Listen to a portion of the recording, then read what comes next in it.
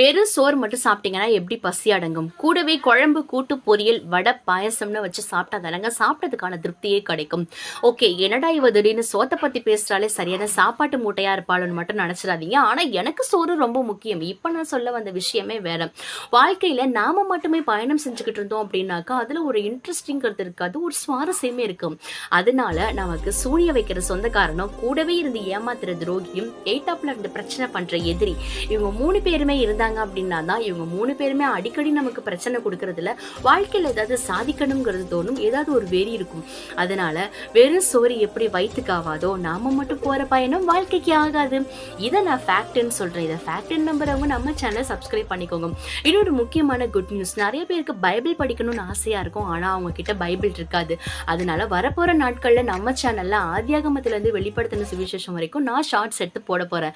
இது மத்தவங்களுக்கு யூஸ்ஃபுல்லா இருக்கும்னாக்கா நம்ம சேனல் ஷேர்